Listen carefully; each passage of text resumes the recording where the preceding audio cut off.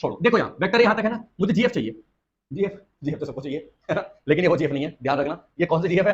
ये F G चाहिए, ठीक है ना। यहाँ ध्यान दो, कहाँ देख रहे हो? इधर आजा, सोचने लगते हैं जरा सी बातें, जरा सी मजाक करते हैं।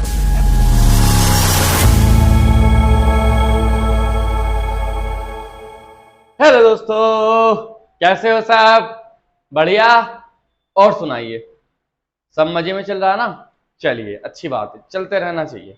बात करते हैं आज क्लास 11th के टॉपिक की, जिसका नाम है वेक्टर्स। अब हम वेक्टर के बारे में चर्चा करेंगे, क्योंकि वेक्टर का बहुत इंपॉर्टेंट रोल है क्लास 11th में। तो बिना वेक्टर के और बिना बेसिक मैथमेटिक्स के क्लास 11th की फिजिक्स समझना शायद थोड़ा मुश्किल हो जाएगा, है ना। समझ में तो आ जाएगी, लेकिन मुश्किल तो हो ही जाएगा। अब कुछ चीजें ऐसी जो बिना वेक्टर के नहीं कर सकते तुम, अब बहुत सारी चीजें ऐसी जो बिना मैथमेटिक्स के नहीं कर सकते। मैथमेटिक्स की जो वीडियो है वो तो मैंने डाल दी पहले ही, यूट्यूब पे फर्स्ट वीडियो है क्लास 11th की। जिन बच्चों ने नहीं देखी, आई बटन है ऊपर, क्लिक करे, जाकर के देख सकते हैं। मैंने डिस्क्रिप्शन में भी काफी सारी वीडियोस के लिंक है इस चैप्टर से रिलेटेड क्लास 11 की, वहां जाकर के देख सकते हैं जो भी अपना डाउट क्लियर करना है।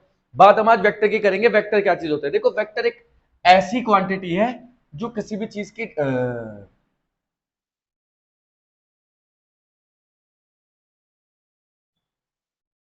देखो, वेक्टर्स क्या होते हैं? वेक्टर किसी भी चीज की डायरेक्शन को रिप्रेजेंट करते हैं, या किसी भी क्वांटिटी की डायरेक्शन को रिप्रेजेंट करने के लिए बनाए जाते हैं। जो चीज किसी भी क्वांटिटी की डायरेक्शन को रिप्रेजेंट करती हो वो वेक्टर कहलाती है। समझ में आई? दो टाइप की क्वांटिटीज होती है, एक तो वेक्टर क्वांटिटी और एक स्केलर क्वांटिटी। वेक्टर क्वांटिटी क्या है? Those quantities which have magnitude as well as direction and also follows the law of addition. और स्केलर क्वांटिटीज क्या है? the quantities those quantities which have only magnitude but not direction and also do not follow the law of addition। समझ में आई बात? तो यहीं से शुरुआत करते हैं किसकी? वेक्टर्स की। चलिए भाई, वेक्टर्स क्या होते हैं? देखो, वेक्टर्स वेक्टर्स लिखो, which represents which represents the direction of any quantity are called is called लिख दो, is called वेक्टर। वेक्टर। अब इसे रिप्रेजेंट कैसे करते हैं? रिप्रेजेंट करने का तरीका है रिप्रेजेंटेशन। इसे रिप्रेजेंट कैसे करेंगे भाई हम वेक्टर को? वेक्टर को रिप्रेजेंट किया जाता है एरो से। ये एक वेक्टर को रिप्रेजेंट करता है। अगर हमें इसे ग्राफिकली रिप्रेजेंट करना हो तो ग्राफिकली रिप्रेजेंटेशन क्या होगा? ग्राफिकली रिप्रेजेंटेशन प्रेजेंट प्रेजेंट अरे यहाँ भी आएगा प्रेजेंटेशन। तो ग्राफिकली रिप्रेजेंटेशन हो जाएगा, मान लो ये एक्स एक्सिस, ये वाई एक्सिस, यहां से ये किसी भी एंगल पे वेक्टर ए कह सकते हैं, वेक्टर ए कह सकते हैं। ये तो सिंबॉलिक है। अब रिप्रेजेंट कैसे करेंगे? किसी भी क्वांटिटी को करना हो, उस क्वांटिटी को लिखो और उसके ऊपर वेक्टर लगा दो, तो ये किसे रिप्रेजेंट करेगा? वेक्टर को, है ना।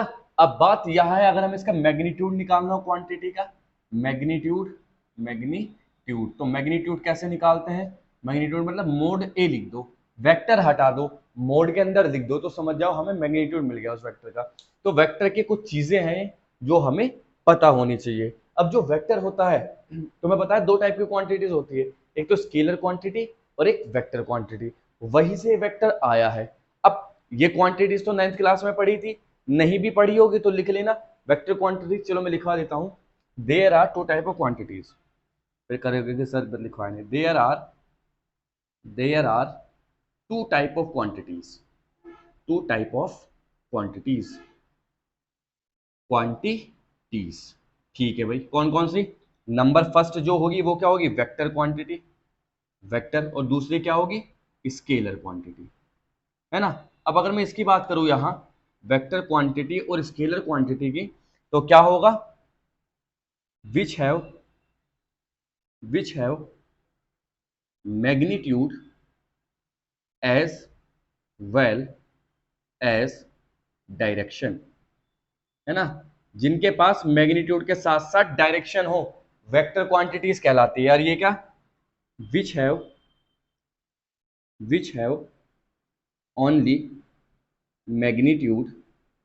मैग्नीट्यूड बट नॉट डायरेक्शन, है ना, जिनके पास केवल मैग्नीट्यूड हो, डायरेक्शन ना हो, स्केलर क्वांटिटीज कहलाती है। एग्जाम्पल की मैं बात करूं, वेलोसिटी, डिस्प्लेसमेंट, एक्सेलरेशन, ये सारी के सारी कैसे क्वांटिटीज है, वेक्टर क्वांटिटीज। तो इसके ऊपर v लगा दो वेक्टर, डिस्प्लेसमेंट के ऊपर वेक्टर, एक्सेलरेशन के ऊपर वेक्टर लगा सकते हैं। ऐसे ही यहां क्या लिखेंगे, फॉर एग्जांपल क्या, टाइम, मास, ये सारी क्वांटिटीज कैसी है, स्केलर क्वांटिटीज। ठीक है ना बात। अब थर्ड जो पॉइंट इसके अंदर इंपॉर्टेंट आता है, वो कौन सा इंपॉर्टेंट पॉइंट है, वो इंपॉर्टेंट पॉइंट है क्या, अगर हम वेक्टर की बात करें, it follows law of addition, है ना, vector quantities law of addition को फॉलो करती है। अब यहां क्या लिखेगा, दे, है ना, ऐसे ये they do not follows law of addition. ठीक है भैया। तो ये हमारे पास कुछ पॉइंट्स है regarding vector quantities and scalar quantities. अब तुम्हारे मन में एक क्वेश्चन आ रहा होगा कि सर लॉ ऑफ एडिशन क्या होता है, इसमें हम आगे पढ़ेंगे, लेकिन मैं तुम्हें बता देता हूं एक चीज। देखो यहां एग्जाम्पल के तौर पे समझते हैं थोड़ा सा लॉ ऑफ एडिशन के बारे में क्या है। मान लो लिखा है 5 + 7, हम जानते हैं 12 होगा, है ना, क्योंकि डायरेक्ट ऐड किया गया है। इसके पास ये मैग्नीट्यूड्स हैं किसी भी नंबर के, ये वेक्टर या स्केलर क्वांटिटीज नहीं है, ये क्या है, मैग्नीट्यूड है। अब अगर मैग्नीट्यूड्स हैं और हमें मतलब नहीं है कि किस डायरेक्शन में है, मान लो 5 किसी भी डायरेक्शन में हो, 7 किसी भी डायरेक्शन में हो, बट केवल मैग्नीट्यूड हो, तो हम अपने आप कंक्लूजन निकाल सकते हैं कि they are representing scalar quantity. और अगर ये स्केलर क्वांटिटीज हैं तो दोनों को डायरेक्टली ऐड कर देंगे, 5 + 7 = 12। बचपन से पढ़ते आ रहे हैं ये गिनती, तो हम ये काउंटिंग तो बचपन से पढ़ते आ रहे हैं। लेकिन यहां अगर मैं थोड़ा सा ट्रिक कर दूं, वेक्टर लगा दूं, वेक्टर 5 + वेक्टर 7, तो क्या अब वेक्टर 12 होगा, नहीं, पॉसिबल ही नहीं है। अब इसे बोलते हैं लॉ ऑफ एडिशन। मतलब अगर कोई दो क्वांटिटीज वेक्टर है और वो ऐड की जा रही है तो वो लॉ ऑफ एडिशन के तहत ऐड होंगी। और लॉ ऑफ एडिशन क्या कहता है कि सबसे पहले देखो उन वेक्टर क्वांटिटीज की डायरेक्शन क्या क्या है। मतलब जैसे वेक्टर 5 और वेक्टर 7 है, तो वेक्टर 5 कहीं को तो लग रहा होगा और वेक्टर 7 कहीं को तो लग रहा होगा। If they are representing vector quantities, they must have the directions. तो मतलब हम क्या कर सकते हैं कि मान लो वेक्टर 7 ऐसे लग रहा हो ये, और वेक्टर 5 ऐसे लग रहा हो ये। अगर ये स्केलर होता तो डायरेक्शन से तो कोई मतलब नहीं था, लेकिन ये है वेक्टर, तो डायरेक्शन ने फंसा दिया, पेज फंसा दिया। अब 5 + 7 नहीं ऐड कर सकते क्योंकि यहाँ ये यहाँ, तो अब यहाँ लॉ ऑफ एडिशन लगाना पड़ेगा, और लॉ ऑफ एडिशन के तहत इनका रिजल्टेंट निकलेगा बीच में r, और r = फॉर्मूला बनेगा √5 का स्क्वायर + 7 का स्क्वायर + 2 × 5 × 7 cos थीटा। इस तरह से हम इनका नेट निकालेंगे, मतलब एडिशन निकालेंगे कि 12 आएगा 12, आ ही नहीं सकता क्योंकि लॉ ऑफ एडिशन है ना। अब जो क्वांटिटीज लॉ ऑफ एडिशन को फॉलो नहीं करती वो स्केलर क्वांटिटीज है, और जो फॉलो करती है वो वेक्टर क्वांटिटीज है। फिर चाहे उनके पास डायरेक्शन और मैग्नीट्यूड दोनों हो, अगर वो लॉ ऑफ एडिशन को फॉलो नहीं कर रही है तो भाई साहब वो स्केलर क्वांटिटीज ही मानी जाएगी। समझे एग्जाम्पल। अच्छा ये तो बात समझ में आई ना। अब ये आया कहां से, इसी चैप्टर में आगे, इसी लेक्चर में आगे पढ़ेंगे। अभी बस तुम देखो कि लॉ ऑफ एडिशन क्या था, ये मतलब बताने का ये बताया है मैंने। अब आप कह रहे हो कि सर कैसे कह रहे हो, आपके कोई एग्जाम्पल के थ्रू समझाओ कि भाई डायरेक्शन भी हो, मैग्नीट्यूड भी हो, अगर लॉ ऑफ एडिशन को फॉलो नहीं कर रही हो तो वो स्केलर है। देखो इलेक्ट्रिक करंट का नाम सुना है, इलेक्ट्रिक करंट। अच्छा ये पता कैसे क्वांटिटी है, स्केलर क्वांटिटी है। अब जो है स्केलर क्वांटिटी कि सर उसके पास मैग्नीट्यूड होगा, डायरेक्शन नहीं होगी, हो ही नहीं सकता। मान लो ये वायर है, इस वायर में करंट फ्लो करवाऊं, तो ये ए पॉइंट ये बी पॉइंट, तो करंट ए से भी जाएगी और मान लो 5 एम्पीयर की करंट है, तो मैग्नीट्यूड कितना हुआ 5, और करंट कहां से कहां जा रही है, ए से बी, तो डायरेक्शन मिल तो गई यार, ए से बी डायरेक्शन ही तो होगी ना करंट की। अब डायरेक्शन भी है मैग्नीट्यूड भी है, लेकिन फिर भी वो स्केलर क्वांटिटी है। ऐसा क्यों?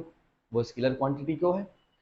अब रीजन समझो। यहां मान लो हमारे पास एक वायर है, यहां पे एक ये, यहां पे एक ये, इसके दो रास्ते हैं। अब यहां से करंट आई 2 एम्पियर, यहां से करंट आई 3 एम्पियर, तो यहां कितनी जाएगी बता सकते हो क्या? बिल्कुल सर बता सकते हैं। 2 और 3 5, 5 एम्पियर जाएगी ना जाएगी। इसमें कितनी जाएगी? 5 एम्पियर। ये कैसे ऐड कर दिया भाई तुमने? अगर ये वेक्टर है तो ऐड तो होती नहीं है, ये तो लॉ ऑफ एडिशन को फॉलो करती, और अगर लॉ ऑफ एडिशन को फॉलो करती तो इसके अकॉर्डिंग आंसर आता। तो आपने कैसे कह दिया 5? क्योंकि रियल में ऐसा ही होता है, यहां 2 जा रही है या 3 जा रही है, और मल्टीमीटर से तुम चेक करोगे इस वायर में तो 5 एम्पियर ही बैठेगी और 5 एम्पियर ही शो करेगा वो। और जब वो 5 एम्पियर ही शो करेगा तो इसका मतलब 5 किस तरीके से आ सकता है? जब इन्हें डायरेक्टली ऐड करेंगे, और डायरेक्टली ऐड करेंगे मतलब ये लॉ ऑफ एडिशन को फॉलो ही नहीं कर रही है, और जब ये लॉ ऑफ एडिशन को फॉलो नहीं कर रही है तो यार स्केलर क्वांटिटी हुई ना ये। तो करंट के पास भले ही मैग्नीट्यूड हो, डायरेक्शन हो, तो लेकिन ये स्केलर क्वांटिटी है क्योंकि it does not follows law of addition. आई बात समझ में? अब ये बातें तो ठीक हो गई हमारे सारी की सारी वेक्टर के बारे में जो मुझे बतानी थी। कोई दिक्कत हो किसी को तो बताओ। करंट कैसे क्वांटिटी है समझ में आया, क्यों है वो भी समझ में आया। इसका दूसरा नाम है टेंसर। स्केलर क्वांटिटी को टेंसर क्वांटिटी भी कहते हैं, कब? जब वो लॉ ऑफ एडिशन को फॉलो ना कर रही हो, टेंसर क्वांटिटी कह देते हैं। कोई नहीं, कहीं कहीं लिखा होता है कि करंट इज ए टेंसर, तो क्या होगा सर टेंसर क्या? टेंसर भी वही है ना, डायरेक्शन भी हो, मैग्नीट्यूड भी हो, बस लॉ ऑफ एडिशन को फॉलो ना करती हो। खैर, ये वेक्टर की बातें हो गई सारी की सारी। अब बात करते हैं हम इन वेक्टर के कुछ पॉइंट्स की और टाइप ऑफ वेक्टर्स की, है ना। इन वेक्टर की कुछ पॉइंट्स की और किसकी? और टाइप्स की, है ना। तो देखो भैया, कुछ पॉइंट की बात करते हैं। पॉइंट की बात क्या? Some important points, some important points, important points regarding vectors. Vectors से रिलेटेड कुछ इंपॉर्टेंट पॉइंट्स हैं। पहला पॉइंट क्या है कि वेक्टर को हम पैरेलली शिफ्ट कर सकते हैं। पैरेलली शिफ्ट करने का मतलब क्या है? जैसे मान लो यहां पे ये एक लाइन है, यहां पे ये वेक्टर है थीटा एंगल पर, वेक्टर ए, और एक वेक्टर यहां पे है, ये वेक्टर बी। ये दो वेक्टर्स है, अलग अलग है। अब हम इन दोनों को अगर साथ लाना है तो हम शिफ्ट कर सकते हैं किसी भी वेक्टर को, लेकिन याद रखिए ये पैरेलली शिफ्ट होंगे। मतलब जैसे वेक्टर ए है तो इसे हम कैसे शिफ्ट कर सकते हैं? इसको नीचे ला सकते हैं। मतलब वेक्टर बी जैसे ये लिखा ही था वहां, और यहां से इसे यहां शिफ्ट करके ये ऐसे लिख सकते हैं वेक्टर ए, और एंगल हॉरिजॉन्टल लाइन से बना रहा था, ये भी हॉरिजॉन्टल है तो थीटा ही हो जाएगा। तो we can shift the vector without changing its magnitude and direction. ठीक है, तो पहली प्रॉपर्टी क्या हुई? We can shift vector parallelly, है ना, पैरेलली शिफ्ट कर सकते हैं। चलिए भाई, सेकंड क्या है? अगर हम वेक्टर को 360 डिग्री रोटेट कर दे तो उसके वैल्यू पे कोई चेंज नहीं आएगा। अगर हम वेक्टर को 360 डिग्री रोटेट कर दे तो ना तो उसकी डायरेक्शन चेंज होगी, ना ही उसका मैग्नीट्यूड चेंज होगा। बात भी सही है। मान लो वेक्टर है यहां, वेक्टर ए, है ना। अब ये थीटा एंगल बना रहा, हमने इसे रोटेट कर दिया। कैसे रोटेट करेंगे? 360। 360 मतलब सर्किल में रोटेट कर दिया, इस तरह से रोटेट कर दिया। मान लो हमने इसे ए, वापस ये यहां से घूम करके वापस वहीं आया, तो कुछ चेंज हुआ क्या इसमें? कुछ भी चेंज नहीं हुआ, है ना। तो क्या लिखेंगे? We can on rotating 2 pi the value and direction of vector will not change. ठीक है ना। चलिए, ये बात समझ में आ गई आपकी। नंबर थर्ड की बात करते हैं, ये बहुत इंपॉर्टेंट है, वेरी इंपॉर्टेंट। ये क्या करते हैं इसके थ्री की? अब देखो 3 पॉइंट क्या है? Angle between the vector. देखो वेक्टर का एंगल कैसे होता है।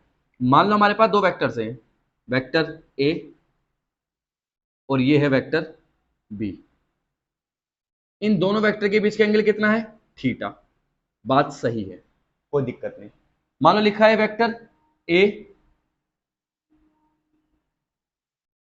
ये वेक्टर बी, एंगल है थीटा। अब दोनों वेक्टर के बीच का एंगल कितना होगा? क्या भी थीटा होगा? नहीं, अब थीटा नहीं होगा। किसी भी वेक्टर के बीच का एंगल अगर लेना है तो वेक्टर के टेल से टेल को मिला के लेना पड़ता है। वेक्टर की टेल दूसरे वेक्टर की टेल से मिल रही हो, देखो यहाँ इस वेक्टर की टेल इस वेक्टर की टेल से मिल रही है तो एंगल दोनों के बीच का होगा। लेकिन यहाँ इस वेक्टर की टेल इस वेक्टर के हेड से मिल रही है, तो मतलब अब क्या किया जाए, इस वेक्टर को हम एक्सटेंड करेंगे ऐसे, और ये बना हेड और ये बन गया इसकी टेल। तो एंगल कौन सा लिया जाएगा? ये वाला। और अगर ये थीटा है और ये पूरी एक स्ट्रेट लाइन है तो कितना हुआ? 180 माइनस थीटा। तो इन दोनों वेक्टर के बीच का एंगल कितना हुआ? Alpha is equal to 180 minus theta लिख सकते हैं आराम से। मतलब हम एक्सटेंड कर देंगे वेक्टर को अगर वो टेल से टेल नहीं मिल रहा होगा तो। और देखो यहां लिखेंगे क्या क्या लिखेंगे? The angle between the vector, the angle between two vectors can be found by joining them tail to tail, है ना। और देखो जैसे मान लो ये लिखा है वेक्टर ए, अब यहां पे वेक्टर बी और एंगल है 60 डिग्री। तो ए बी के बीच का एंगल कितना होगा बताना जरा? Find angle between A and B. तो ये तो होगा नहीं 60, है ना। ये राक्षस है, ये भेष बदल के आया है, इसे धर दबोचना है। और कैसे धर दबोचोगे? सीधी सी बात है, टेल से टेल मिलानी है। और टेल से टेल कैसे मिलेगी? याद रखो, इसको हम एक्सटेंड कर देंगे, ये आगे ले जाओ। और हमने कर दिया ऐसे, कर दिया। ये 60, ये पूरा 180, तो कितना हुआ? 120। तो एंगल कितना हुआ दोनों वेक्टर्स के बीच का? 120 डिग्री। ये बहुत इंपॉर्टेंट पॉइंट है। क्यों? क्योंकि जब इलेक्ट्रोमैग्नेटिक इंडक्शन पढ़ते हैं ना, किसमें? क्लास 12th में, है ना, उसमें चैप्टर है इलेक्ट्रोमैग्नेटिक इंडक्शन। और वहां पे इसका बहुत बड़ा रोल है। जब मोशनल ईएमएफ निकालते हैं तो वहां पे ये वेक्टर और एंगल निकालने में बड़ी दिक्कत होती है। अब समझ लोगे तो आराम से कर लोगे, ठीक है ना। तो वेक्टर के कुछ पॉइंट है। बात करते हैं टाइप ऑफ वेक्टर्स। वेक्टर्स कितने टाइप के होते हैं? वेक्टर्स के टाइप बहुत जरूरी है भाई। कितने टाइप के हमारे वेक्टर्स हैं? चलिए भाई वेक्टर्स के टाइप पढ़ते हैं ना, टाइप ऑफ वेक्टर्स। तो बात करते हैं यहां type of vectors. Type of vectors देखो, है ना, फॉलोइंग टाइप के वेक्टर होते हैं। पहला इक्वल, अनइक्वल, निगेटिव। अरे देखो, number first equal vectors. Equal vectors, equal vectors क्या होते हैं? जिनका मैग्नीट्यूड और डायरेक्शन सेम हो। The vector those have magnitude and direction same are called equal vector. जैसे मैं यहां बात करूं वेक्टर ए और ऐसे ही एक वेक्टर बी, दोनों की डायरेक्शन सेम है, दोनों का मैग्नीट्यूड 5 तो they can be said equal vector. Vector A equal to vector B, they are equal vector, है ना। क्या लिखेंगे? Same magnitude and direction, same magnitude and direction. तो भैया इक्वल वेक्टर के कैटेगरी में आते हैं, सही बात है। सेकंड वेक्टर क्या होता है? Unequal vector. Unequal vector, unequal vector क्या होते हैं? अनइक्वल वेक्टर में वही मैग्नीट्यूड भी सेम नहीं होता, डायरेक्शन भी सेम नहीं होती, तो अनइक्वल वेक्टर कहलाएंगे, है ना। क्या लिखेंगे? Not neither magnitude nor direction is same. मतलब क्या होगा? ये vector A does not equal to vector B. जैसे कि अगर मैं बात करूँ, ये वेक्टर ए है और ये वेक्टर बी है, और एक है 4 और एक है 3, तो ना तो मैग्नीट्यूड इक्वल है, ये 4 है 3 है, ना ही डायरेक्शन ये आगे जा रहा है पीछे आ रहा है। अच्छा, वेक्टर का मतलब क्या है? एरो। देखो एरो की लेंथ बता दिया, कोई वेक्टर कितने मैग्नीट्यूड का है। मान लो तुम्हें पता लगाना है कि कोई वेक्टर की वैल्यू कितनी है। जैसे मैंने लिखा है वेक्टर ए, बताओ इसका कितना मैग्नीट्यूड है, तो उसे स्केल से नाप लो। इसकी लेंथ जो होगी वो क्या शो करेगी? वेक्टर को शो करेगी यार, इसके मैग्नीट्यूड को शो करेगी ना, है ना। ये होता है। ये बतानी भूल गया था, कभी सोचो। ठीक, चलिए भाई थर्ड की बात करते हैं। थर्ड वेक्टर क्या होता है? Negative vector. Negative vector, negative vector क्या होता है? मैग्नीट्यूड सेम हो सकता है बट डायरेक्शन सेम ना हो। Magnitude same but not direction. जैसे ये वेक्टर ए 5 का और ये वेक्टर बी, ये भी 5, लेकिन ये अपोजिट है तो माइनस, तो मतलब वेक्टर ए जो होगा वो क्या होगा? Minus vector B. तो ये हमारे पास क्या हुआ? निगेटिव वेक्टर हुआ। बात ठीक है। फोर्थ की बात करते हैं, collinear vector. Collinear vector, collinear vector क्या होते हैं? Vectors which are acting on a same line, जो एक ही लाइन में एक्ट करते हो, कोलीनियर वेक्टर कहलाते हैं। Which are acting on a same line. जैसे एक लाइन है, एक वेक्टर यहां हो रहा है, वेक्टर ए ऐसे यहां जा रहा है, दूसरा वेक्टर बी ऐसे यहां आगे को, vector C. These are the collinear vectors, है ना, ये सारे कोलिनियर वेक्टर्स हैं। फिफ्थ की बात करते हैं हम यहाँ। फिफ्थ वेक्टर क्या होगा? Coplanar vector. Coplanar vector, coplanar vectors. Coplanar vector क्या होता है? जो एक ही प्लेन में हो, which are acting on a same plane, which are acting on a same plane, जो सेम प्लेन में हो। सेम प्लेन का मतलब जैसा हमारे पास एक डायरी है और इसमें मैं क्या करूं, ये वेक्टर एक ऐसे हो, एक ऐसे हो, एक ऐसे हो, एक ऐसे हो, ये किसी भी तरह ले लो, सारे के सारे क्या होंगे? कोप्लैनर, क्योंकि ये एक ही प्लेन में है, ये एक्स ये वाई, ये एक प्लेन है, इसे प्लेन कहते हैं, है ना। तो क्या करेंगे हम यहाँ, जैसे ये एक प्लेन हुआ, तो ये एक ऐसे चल रहा है, ये ऐसे चल रहा है, ये ऐसे चल रहा, कैसे भी चल रहे हैं, सारे के सारे वेक्टर क्या कहलाएंगे? These are said to be coplanar vector. सिक्स बात करते हैं, कॉन्करेंट वेक्टर क्या होते हैं? Concurrent vector, concurrent vectors. Concurrent vectors क्या होते हैं? जो एक ही पॉइंट से हो, जो एक ही पॉइंट पे एक्ट कर रहे हो, या उनकी एक्शन ऑफ लाइन जॉइनिंग एक ही पॉइंट पे कट कर रही हो, है ना। जरूरी नहीं एक ही पॉइंट पे एक्ट करे, उनकी लाइन ऑफ एक्शन एक ही पॉइंट पे कट करे तो भी वो कंकरेंट वेक्टर कहलाएंगे। जैसे कि हम बात करें, क्या लिखेंगे? Which are acting on same point और there line of intersection section intersect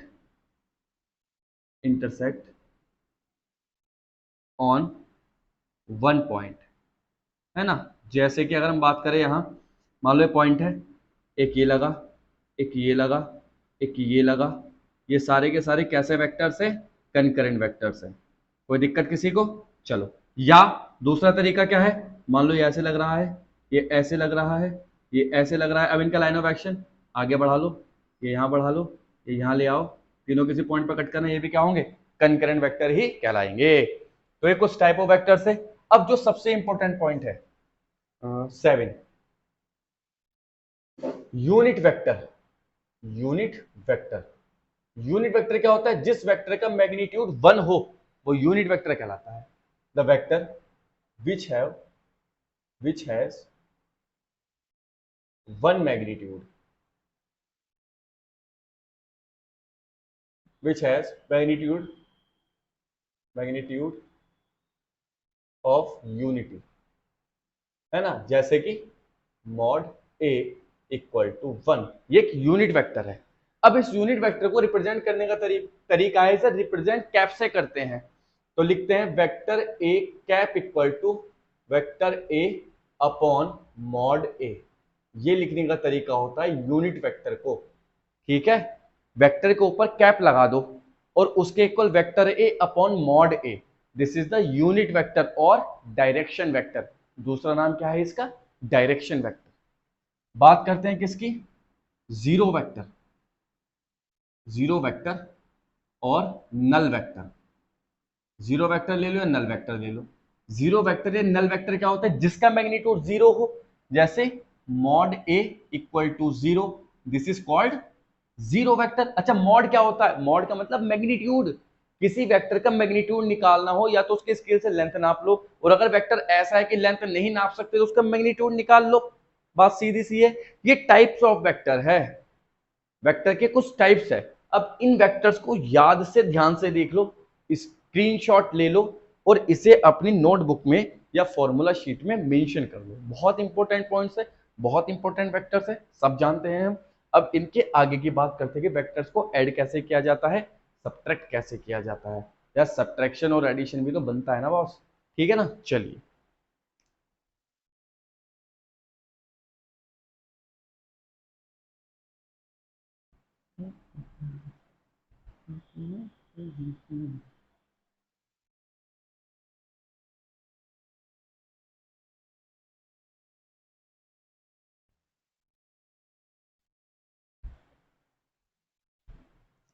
तो खैर ये टाइप थे है ना। अब बात करते हैं किसकी, addition and subtraction of vector, कि दो वेक्टर्स को हम कैसे ऐड कर सकते हैं, वही लॉ ऑफ एडिशन वाला सिस्टम अभी जो बताया था स्टार्टिंग में, कैसे सब्ट्रैक्ट कर सकते हैं, ठीक है ना। चलिए भाई स्टार्ट करते हैं, लॉ ऑफ एडिशन या addition and subtraction of a vector. चलिए अब देखो, there are three laws to add the vectors, vectors को ऐड करने के तीन लॉ है हमारे पास। First parallelogram law, number two triangular law, और नंबर थर्ड पॉलीगन लॉ। अब पॉलीगन लॉ तब यूज करते हैं जब वेक्टर दो से ज्यादा हो, समझ रहे हो, जबकि पैरेललोग्राम और ट्रायंगुलर लॉ तब यूज कर सकते हैं जब वेक्टर दो हो, हमारे पास केवल टू वेक्टर्स गिवन हो। तो पहले हम बात करते हैं addition and subtraction of vector, addition and subtraction of vectors, ठीक है भैया। ये है हमारे पास कुछ वेक्टर्स की बातें। अब एडिशन की बात क्या करते हैं, there are three laws. Number first, addition की अगर हम बात करें, law of parallelogram, law of parallelogram. Number two triangular law, triangular law of vector addition, of, ये भी किसका है, वेक्टर एडिशन। वेक्टर को ऐड कर दे के parallelogram law, triangular law, polygon हम बाद में पढ़ेंगे, पहले इन्हें समझते हैं जरा बात, है ना। तो देखो भाई, अगर मैं बात करूं पैरेललोग्राम लॉ की, तो नाम से तुम्हें कुछ दिख रहा होगा, parallelogram, parallelogram law. Parallelogram law क्या कहता है कि अगर हमारे पास टू वेक्टर्स किसी एंगल थीटा पे एक्ट कर रहे हैं, अगर हमारे पास टू वेक्टर किसी पॉइंट पे एंगल थीटा पे एक्ट कर रहे हैं, तो उनका जो रिजल्टेंट होगा वो डायगोनल होगा। मतलब जैसे कि मान लो हमारे पास टू वेक्टर्स हैं, ये वेक्टर ए और ये वेक्टर बी, कुछ इस तरह से एक्ट कर रहे हैं एंगल थीटा पे। तो हमें क्या करना है, सबसे पहले तो हमें इसके एडजेसेंट साइड्स बनानी है। साइड्स मतलब क्या, कुछ इस तरह से, ये देखो इसके पैरेलल है, वही शिफ्ट कर सकते हैं वेक्टर को शिफ्टिंग प्रॉपर्टी से, ऐसे हो जाएगा, ये ऊपर चला जाएगा, ऐसे हो सकता है। अब ये पैरेललोग्राम बना, बन गया पैरेललोग्राम। अब ए और बी का जो रिजल्टेंट होगा, या एडिशन होगा या नेट होगा, नेट को रिजल्टेंट कह देते हैं वेक्टर परिभाषा में, तो वो इसके डायगोनल से रिप्रेजेंट होगा। मतलब इसके डायगोनल जब हम खींचेंगे तो ये जो वेक्टर आर है, ये रिजल्टेंट कहलाएगा इन दोनों वेक्टर का, है ना। ये एंगल थीटा जो है ए और बी के बीच का एंगल है, याद रखना, और यहां इसके बीच का एंगल ये एल्फा है जो इससे एक्ट कर रहा, ठीक है। तो ये रिजल्टेंट आर क्या होगा, ए और बी का नेट, ए और बी का एडिशन आर होगा। अब आर की वैल्यू क्या है, हम कैसे निकालेंगे इसे, ठीक है ना, आर की वैल्यू की बात करते हैं, ठीक है भैया बात। तो पैरेललोग्राम तो हमने बना लिया, अगर हम इसका प्रिंसिपल लिखे तो लिखेंगे according to parallelogram law, according to, according the law of parallelogram, law of parallelogram, if two vectors A and B acting on a point and represent the side of parallelogram, then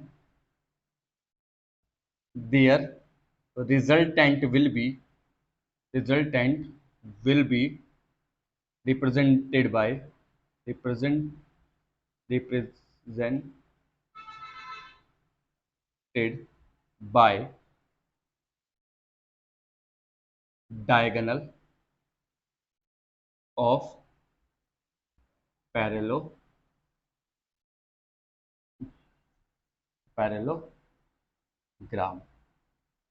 तो समझे भैया? तो जो resultant होगा वो किससे represent होगा? इन दोनों के डायगोनल से। मतलब वेक्टर आर को हम लिख सकते हैं क्या? Vector A plus vector B, और इनका जब मैग्नीट्यूड निकालूंगा तो आर का फॉर्मूला निकल के आएगा अंडर रूट ए square plus B square plus 2ab cos theta. ये आया भैया मैग्नीट्यूड। ये है लॉ ऑफ एडिशन। अब ये आया कहां से देखते, देखो थीटा किस किस के बीच का एंगल है? ए और बी के। अल्फा नहीं लेना, थीटा ए और बीच के बीच का एंगल लेना, ए और बी के बीच का एंगल लेना है। अब बात करते हैं आया कहां से है, तो इसका क्या करते हैं भैया? प्रूफ करते हैं, प्रूफ या वेरिफिकेशन करते हैं इसका। पैरेललोग्राम लॉ का आया कैसे? तो देखो सीधी सी बात है, याद रखना, ये ए था वेक्टर ए, ये बी है वेक्टर बी। यहां से हमने इसे एक्सटेंड कर दिया ऐसे, इसे ऐसे एक्सटेंड कर दिया। इन दोनों का नेट कहां निकलेगा? बीच में वेक्टर आर। ये बात तो ठीक है। ये एंगल क्या था? थीटा। ये एंगल कितना होगा? अल्फा। अब क्या करो, इस वेक्टर को शिफ्ट कर सकते हैं यहां क्या? तो हम अगर इस लाइन को थोड़ा सा बढ़ा ले और यहां से एक परपेंडिकुलर ड्रॉ करें, तो क्या कोई दिक्कत है किसी को? हमने इस लाइन को बढ़ा लिया और परपेंडिकुलर ड्रॉ कर लिया। अब तुम्हें पता है ये और ये वाली लाइन इस लाइन के सेम है। अरे बराबर है नहीं है? जो ये वाली लाइन है वो इस वाली लाइन के पैरेलल है क्योंकि पैरेललोग्राम है। ठीक है, तो ये एंगल थीटा, तो एंगल भी कितना हो जाएगा? थीटा हो जाएगा। ये पूरा एंगल थीटा, तो ये भी थीटा, कॉरेस्पॉन्डिंग एंगल है। ठीक है ना? बात सही है। अब ये बी है तो ये भी बी रिप्रेजेंट करेगा, बात सही है। ये वेक्टर ए है तो ये बी रिप्रेजेंट करेगा। ये हमने परपेंडिकुलर किया है 90 डिग्री पे। नाम दो इसका E F G H I, नाम दे सकते हैं क्या ऐसे? ठीक है, हमें तो आर निकालना है। तो देखो तुम दो ट्रायंगल देख रहे होंगे यहाँ, एक ट्रायंगल तो बड़ा वाला है एच ई एफ एच, एक ट्रायंगल है नहीं है? ये है भाई ट्रायंगल। अगर ट्रायंगल है तो इसमें ये राइट एंगल ट्रायंगल है, राइट एंगल ट्रायंगल, तो इसमें क्या लगा सकते हैं? Pythagoras theorem. छोड़ो, देखो यहाँ वेक्टर यहां तक है ना, मुझे जीएफ चाहिए। जीएफ, जीएफ तो सबको चाहिए है ना, लेकिन ये वो जीएफ नहीं है, ध्यान रखना। ये कौन सी जीएफ है? ये एफ जी चाहिए। ठीक है ना? यहाँ ध्यान दो, कहाँ देख रहे हो? इधर आधर सोचने लगते हैं जरा सी बातें, जरा सी मजाक करते हैं। तो एफ जी चाहिए, एफ जी। ठीक है ना? चलो, तो देखो मुझे टोटल, अच्छा चलो ठीक है, इजी करते हैं, लिखेंगे इन ट्रायंगल कौन से में? एच ई एफ एच है ना, एच ई एफ, ये ट्रायंगल है। इसमें पाइथागोरस लगाओ, अप्लाई पी जी टी, क्या है? R square is equal to, है ना, hypotenuse square perpendicular square E F plus base square, base क्या? H F. Equation number first कह सकते हैं इसे, तो हम कह सकते हैं, बिल्कुल कह सकते हैं सर। अब ई एफ एच एफ निकाल लो। अब ई एफ क्या है? ई एफ ये है, लगाओ भाई, लिखेंगे इन ट्रायंगल, किसमें? ई एफ जी में लगाओ। यहां लगाओ पहले साइन थीटा। साइन थीटा क्या होता है? Perpendicular upon hypotenuse.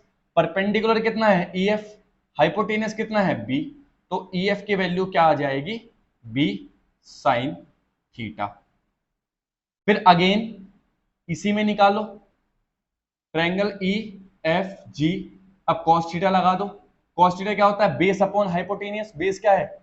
जी एफ है। अरे सबका बेस जी एफ ही है ना? Base upon hypotenuse vector B हो जाएगी यहाँ पे। तो यहाँ से जी एफ निकाल लो, तो जीएफ कितनी हो जाएगी, बी कॉस थीटा। समझ में आ गई बात, नहीं आ गई सर। अब इन दोनों के वैल्यू से आर को थोड़ा मॉडिफाई करके लिखो, देखो आर इक्वल टू लिख सकते हैं ई एफ। ई एफ कहां है, ये रहा, तो ई एफ तो ऐसे ही रहने दो, plus H F. H F किस किस का कॉम्बिनेशन है, H G plus G F, H G plus G F का होल स्क्वायर, ये तो है। हाँ जी, ई एफ की वैल्यू ये लिखी, बी साइन थीटा का square plus H G. H G कितना है, एच जी ए है तो ए, प्लस जी एफ। जी एफ कितना है, बी कॉस थीटा है, का स्क्वायर लगा दिया, क्या मिला, b square sine square theta plus a plus b का होल स्क्वायर है। जब ए प्लस बी का होल स्क्वायर तो कैसे खोलते हैं, a square plus b cos theta का whole square plus 2 a b cos theta. या लिख सकते हैं, देखो ए स्क्वायर अलग ले लो, ये साइन थीटा ये कॉस थीटा, इसे अलग लिखो, B square sine square theta plus B square cos square theta और प्लस 2ab कॉस थीटा। ठीक है ना बात ये। चलिए अब क्या करते हैं, यहां से ए स्क्वायर और यहां से कॉमन लो बी स्क्वायर, अंदर क्या बचेगा, sign square theta plus cos square theta plus 2ab cos theta. अब ये क्या है यार, आइडेंटिटी है। बेसिक मैथमेटिक्स की वीडियो नहीं देखी क्या, अरे देख ली होगी, इसके वैल्यू 1 है ना, नहीं देखे तो आई बटन पे क्लिक कर लेना। ए स्क्वायर प्लस बी स्क्वायर, इसकी वैल्यू 1 होगी तो छोड़ दो, प्लस 2ab कॉस थीटा। ये क्या चल रहा था बाबू, आर, या आर की वैल्यू हो जाएगी अंडर रूट ए square plus B square plus 2ab cos cos theta. क्या यही प्रूफ करना था हमें, क्या यही प्रूफ कर, ए बी साइन थीटा, क्या यही प्रूफ करना था, क्या यही प्रूफ करना था। आ गया भैया मैग्नीट्यूड, दोनों वेक्टर ए और बी का रिजल्टेंट आ गया हमारे पास। अब रिजल्टेंट आ गया हमारे पास, अब देखो डायरेक्शन की बात करते हैं, इस रिजल्टेंट की डायरेक्शन क्या होगी। अब डायरेक्शन किसके रेस्पेक्ट में, क्योंकि सर यहाँ तो दो वेक्टर है, वेक्टर ए है वेक्टर बी है, इस आर की डायरेक्शन अगर ए के रेस्पेक्ट में निकालनी है तो बताओ, बी के रेस्पेक्ट में निकालनी है तो बताओ। तो मान लो आर के रेस्पेक्ट में तो ये अल्फा है और बी के रेस्पेक्ट में कितना है भैया, बीटा कह दो डायरेक्शन।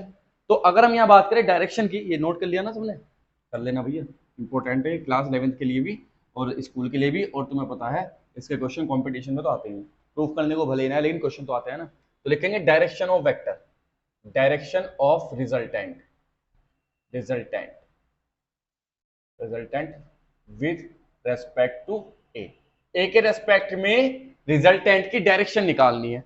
तो अल्फा दिख रहा तुम्हें, दिख रहा है, डायरेक्शन क्या होता है, टेन थीटा, अरे टेन थीटा तो होता है। तो हम जानते हैं इन ट्रायंगल कौन सा में, एच ई एफ, कौन सा ट्रायंगल लेंगे, एच ई एफ, कौन सा ट्रायंगल लेंगे, H E F, H E F लगाओ, टेन अल्फा इक्वल टू क्या होता है, परपेंडिकुलर जो कि है E F upon base, base कितना था एच एफ, ठीक है भैया। ई एफ कितना है, ई एफ देखो देखो, ई एफ देखो देखो, ई एफ ये रहा भैया, बी साइन थीटा, और एच एफ, एच एफ किस किस से मिलके बना है, H G plus G F, किस किस से, H G plus G F. तो लिखेंगे B sine theta upon H G, H G कितना है, एच जी है ए, प्लस जी एफ तो निकाला तुमने यार, बी कॉस थीटा। लो भैया ये आ गई टेन अल्फा। क्या डायरेक्शन मिल गई, क्या डायरेक्शन मिल गई with respect to a, with respect to b पूछे, if direction of with respect to b, b के रेस्पेक्ट में पूछे तो क्या करो, कुछ नहीं करना, टेन बीटा लिख दो यहां, और क्या करो यहां a sine theta upon b plus a cos theta. लो भैया ये आ गई डायरेक्शन। लो यार इतना सा था बस, कोई दिक्कत थोड़ी है, अरे आसान है, आसान है यार, सब चीजें आसान है। यहां से हम आराम से रिजल्टेंट निकाल सकते हैं किसी भी वेक्टर की दूसरे वेक्टर के रेस्पेक्ट में, किसी भी वेक्टर के रिजल्टेंट की दूसरे वेक्टर के रेस्पेक्ट में डायरेक्शन भी कैलकुलेट कर सकते हैं, इजी है। चलिए ये तो समझ में आया, लॉ ऑफ पैरेललोग्राम की बात थी। एक क्वेश्चन कर ले, लॉ ऑफ पैरेललोग्राम का क्या, क्या बोला, क्या बोला आपने, नहीं सर अच्छा हाँ सर, अच्छा हाँ बोल रहे हो, मुझे लगा नहीं बोल रहे हो, क्योंकि बचने की तो हर कोई कोशिश करता है ना, मुझे लगा नहीं बोल रहे, लेकिन तुम अच्छे बच्चे हो, मुझे पता है हाँ ही बोल रहे होंगे, और हाँ नहीं भी बोलोगे ना तो भी मेरे लिए तो हाँ ही है ना वो तो। बहुत खतरनाक हूं ना मैं। चलिए, question number first, question number first में लिखा है find resultant, resultant and direction of resultant with respect to a for two vectors acting at angle 60 degree with magnitude vector a equal to 3 and vector b equal to 4। ये है भाई, दो vector है और भी 60 डिग्री पे act कर रहे हैं, दोनों के बीच का रिजल्टेंट और डायरेक्शन विद रिस्पेक्ट टू ए निकालनी है। इतना सा ही है, ज्यादा नहीं है। नीचे लगाओ वेक्टर ए, ऊपर लगाओ वेक्टर बी। बी थोड़ी बड़ी लिखेंगे क्यों, क्योंकि बी का मैग्नीट्यूड ज्यादा है। दोनों का रिजल्टेंट क्या आएगा बीच में, वेक्टर आर। एंगल कितना, थीटा, जो कि 60 है। लगा दो formula, R is equal to under root A square plus B square plus 2ab cos theta. बात तो सही है भैया, बिल्कुल सही है। अंडर रूट ए की वैल्यू कितनी है 3, 3 का स्क्वायर प्लस 4 का square plus 2 into 3 into 4 cos theta की वैल्यू क्या है 60 दे ही रखी है, याद है सबको। अंडर रूट 3 का 9 प्लस 16 प्लस 2 3 6 24 कॉस 60 1/2 होता है, तो आ जाएगा कितना 25 प्लस 12 मतलब अंडर रूट 37। ये है भैया रिजल्टेंट। अरे सॉल्व किया है तो कैलकुलेशन है सिंपल। अब बात करते हैं direction of vector, direction of resultant. Resultant की डायरेक्शन निकालते हैं तो क्या लगाएंगे, इसके रेस्पेक्ट में ना तो अल्फा मान लो ही, तो टेन अल्फा क्या हो जाएगा हम जानते हैं, क्या जाएगा क्या, B sine theta upon a plus b cos theta. याद रखना है थीटा आता है वहाँ अल्फा आता है। Tan alpha equal to B कितना है, बी है 4, 4 साइन 60 अपॉन 3 प्लस 4 कॉस 60। मतलब हम लिख सकते हैं इसे क्या, 4√3/2 अपॉन 3 प्लस 2 कॉस 60 की वैल्यू 1/2, 1/2 से 4 2 टाइम्स कटेगा, क्या आया 4√3/10 या 2√3/5, यह आया 10 अल्फा। कोई दिक्कत किसी को, आसान है ना, आराम से कर सकते हैं। अल्फा की वैल्यू हमारे 10 इनवर्स में चला जाएगा, है ना। तो ऐसे आराम से कर सकते हैं क्वेश्चन, ऐसे क्वेश्चन में कोई दिक्कत तो आ रही है, आई थिंक आराम से हो जाएंगे। खैर क्वेश्चन तो बहुत सारे करने हैं, वेक्टर्स के तो बहुत क्वेश्चन है, अलग से वीडियो ही बनेगी वरना काम नहीं चलेगा। अलग से वीडियो तो बनानी ही पड़ेगी वरना काम नहीं चलेगा। वेक्टर की पार्ट 2 आएगा इसका, जिसमें वेक्टर के प्योर न्यूमेरिकल होंगे और कुछ जो चीजें रह जाएंगी वो पार्ट 2 या पार्ट 3 तीन पार्टों में तो कवर होगा ही होगा भाई, है ना। वैसे तो काफी सारे पार्ट है इसके, लेकिन 3 पार्टों में तो कवर करना ही पड़ेगा। रीजन क्या कर सकते हैं भाई, इंपॉर्टेंट तो है ही है, बहुत सारी चीजें हैं इसमें पढ़ने के लिए। खैर किसकी बात करते हैं, बात करते हैं triangular law, triangular law of addition. Triangular law of addition क्या कहता है कि अगर किसी दो वेक्टर, कोई दो वेक्टर किसी ट्रायंगल की साइड को रिप्रेजेंट करते हैं तो तीसरी साइड जो होगी वो उन दोनों के रिजल्टेंट को रिप्रेजेंट करेगी। अब ये तरीका क्या है रिप्रेजेंट करने का, ये बहुत इंपॉर्टेंट है। मतलब अगर दो वेक्टर बिल्कुल साइमल्टेनियसली एक के बाद एक प्रॉपर वे में किसी ट्रायंगल के साइड को रिप्रेजेंट करते हैं तो तीसरी साइड जो होगी वो उसके रिजल्टेंट को रिप्रेजेंट करेगी। मतलब जैसे मान लो ये वेक्टर ए है और ये वेक्टर बी है ना, ये ट्रायंगल की साइड को रिप्रेजेंट कर रहे हैं, तो इन दोनों का जो रिजल्टेंट होगा वो कुछ इस तरह से, ये जो होगा इन दोनों का रिजल्टेंट आर को आर इन दोनों के रिजल्टेंट को रिप्रेजेंट करेगा, है ना। ये है हमारे पास क्या, ट्रायंगुलर लॉ। देखो ट्रायंगल बनानी बना तो हम लिख सकते हैं vector R is equal to vector A plus vector तो बी। हम इसे ऐसे लिख सकते हैं, देखो सीधी सी बात है, इसका लॉ क्या कहेगा, इसका लॉ कहेगा कि अगर वेक्टर ए और वेक्टर बी दोनों ट्रायंगल के, यार अभी बताया, साइड को रिप्रेजेंट कर रहे हो और एक का हेड दूसरे के टेल पे रखा हो, तो जो तीसरी साइड होगी पहले वेक्टर की टेल दूसरे वेक्टर की हेड से मिलती हुई, वो रिजल्टेंट को शो करेगी। क्या लिखेंगे? If two vectors A and B represent the side of triangle in such manner that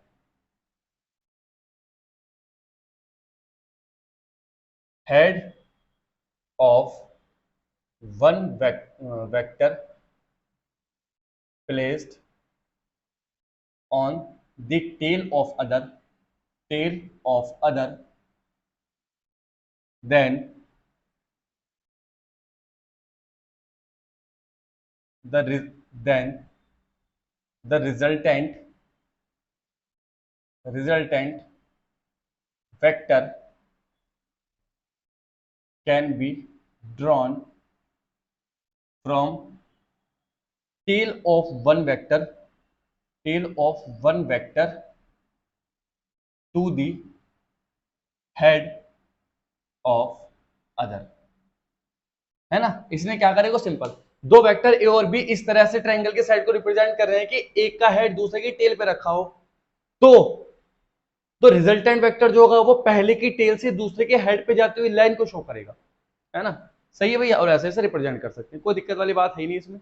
मान लो हम ऐसे भी बना सकते हैं, इसे ये बन रहा है ये ऐसे, है ना, और ये आया इसके यहाँ से ऐसे, ये तो यहाँ से हम इसे ऐसे रिप्रेजेंट करेंगे पहले की टेल से इसके, तो ये वेक्टर आर हो जाएगा और ये वेक्टर ए है, ये वेक्टर क्या है? बी। तो ये भी बात एक ही है, देखो सारी की सारी, है ना? तो बात यही है, सब कुछ यही है। ठीक, चलिए भाई, ये तो लॉ ऑफ एडिशन थे दो वेक्टर्स की। अगर हम सब्ट्रैक्शन की बात करें, सब्ट्रैक्शन ऑफ टू वेक्टर, वो कैसे करेंगे? देखो, subtraction of two vectors,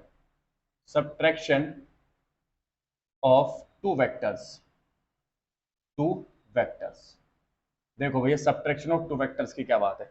subtraction of to vector है, मान लो हमारे पास ये वेक्टर ए है और ये वेक्टर बी है, इन दोनों के बीच का एंगल थीटा है, रिजल्टेंट बीच में निकलेगा, बात ठीक है, तो एडिशन हुआ। अब अगर हमें सब्ट्रैक्शन करना है तो हम क्या करेंगे? वेक्टर ए तो ऐसे ही चल रहा है, अब वेक्टर बी की डायरेक्शन को चेंज कर दो ना, सब्ट्रैक्ट करेंगे, डायरेक्शन चेंज करेंगे तो नेगेटिव हो जाएगा ये, तो कैसे करेंगे डायरेक्शन चेंज? कुछ इस तरह से, ये हो जाएगा वेक्टर बी। अब एक बार बताओ, थीटा था ये वाला, ये तो था थीटा, तो ये कितना हो जाएगा? ये हो जाएगा 180 माइनस थीटा, सब जानते हैं, है ना, लीनियर पेयर बना रहा है, ये याद रखना बात, हमने इसको चेंज किया है बस। इन दोनों का रिजल्टेंट बीच में निकलेगा वेक्टर आर, और हम जानते हैं वेक्टर आर कैसे लिखा जाएगा? Vector A minus vector B, जबकि अगर ऐसा होता तो यहां क्या लिखा जाता है इस कंडीशन में? Vector R equal to vector A plus vector B. हमने सब्ट्रैक्ट किया है, तो क्या होगा? वेक्टर आर का अगर मैग्नीट्यूड निकालना हो तो अंडर रूट कैसे लिखेंगे? A square plus B square plus 2ab cos theta, theta की जगह क्या आएगा? ए और बी के बीच का एंगल कितना है? 180 माइनस थीटा, 180 माइनस थीटा। बात सही है नहीं है?